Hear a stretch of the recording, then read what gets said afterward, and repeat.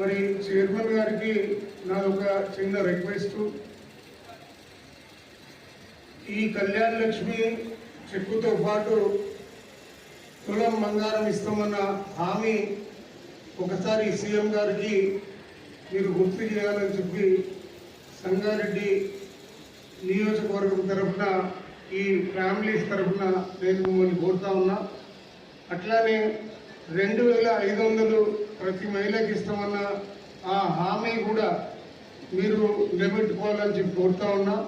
వృద్ధులకి మరి 2000 నుంచి 4000 రూపాయలు పెన్షన్ ఇస్తానది కూడా ఒకసారి మీరు గుర్తు చేయాలని చెప్పి కోరుతా ఉన్నా. మరి అట్లానే ఈ గర్ల్స్కి స్కూటీలు కూడా వాళ్ళందరూ ఎప్పుడు ఇస్తారని ఆశతో ఉన్నారు కాబట్టి అది కూడా మీరు గుర్తు చేయాలి. ఇది వాళ్ళందరూ కూడా కళ్ళుల్లో తెలియసుకొని ఎదురు చూస్తున్నటువంటి సంఘటన కాబట్టి ఇది గుర్తు చేయాలని చెప్పి కోరుతూ, సంక్షేమం ప్రతి ఒక్కరికి అర్హులైన వాళ్ళకి మీరు హామీ ఇచ్చిన ప్రకారం పోయి అందాలని చెప్పి నేను మిమ్మల్ని మనస్ఫూర్తిగా కోరుతా ఉన్నా. ఇది ఎక్కడ రాజకీయాలు అవన్నీ కాదు, మీరు ఇచ్చిన హామీలే కాబట్టి హామీని నెరవేర్చేటట్టుగా నిలబెట్టుకునేటట్టుగా చూడాలని చెప్పి కోరుతా ఉన్నా. ఇందాక ఆర్టీఓ గారు ఎస్ఐ ఇప్పుడు ఎమ్మెల్యే గారు అడిగినట్టు తులం బంగారం కానివ్వండి, మరి పెన్షన్లు కానివ్వండి, మహిళలకు 2500 కానివ్వండి, అది చర్చించడం జరిగింది ముఖ్యమంత్రి గారితో. ఎందుకు ఆగింది అనేది కూడా వారికి గుర్తు చేస్తున్నా.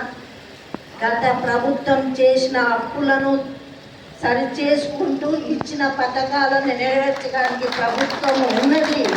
ఇంకా 2.5 సంవత్సరాల్లో ఎలాంటి భారం పడకుండా ప్రభుత్వాన్ని ముందుకు నడుపుతుంది. కాబట్టి అందుకే ఇదైంది. అప్పుడు ఇచ్చినప్పుడు తులం బంగారం అప్పుడు 36,000 40,000 ఉండే, ఇప్పుడు దానికి 300 400 అయిపోయింది. కాబట్టి ఉన్న భారాన్ని మోయలేని ప్రభుత్వం ప్రజలకు ఇంకా కూడా చేయూతనిస్తూ దగ్గరవుతూ చేస్తుంది. తవ్వకుండా పోవద్దు ఎమ్మెల్యే గారు, నేను కూడా వెనుక పోతే మరి ఎన్ని వస్తాయో తెలుసు. తవ్వడం అవసరం లేదు. ఇప్పుడు మనం చేసే పనిని ముందుకు తీసుకెళ్తాం, ప్రజలకు మేలు చేసి వెళ్తాం. 1-2 చెప్తా, 3 ఎకరాల భూమి అన్నారు, ఎవరికైనా ఇచ్చిందా? లేదు. అట్లా చాలా ఉన్నాయి. కొద్దిగా విమర్శన అంటే, కాబట్టి విమర్శలు లేకుండా ప్రజలకు చేయూతనిస్తూ ప్రజల క్షేమాన్ని కోరుకుంటూ వెళ్తున్న ఈ ప్రభుత్వాన్ని మనం మరి మన మనసులో తెలుసు ఎవరు ఎప్పుడు ఏం చేసింది అనేది. దాన్ని మనం ముందుకు తీసుకెళ్ళవద్దు. మరి ఉన్నదాన్ని ఇచ్చేదాన్ని మనం తీసుకున్నాం. ఇప్పుడు ఒక్కొక్క ఇంటికి 3 పథకాలు వెళ్తున్నాయి.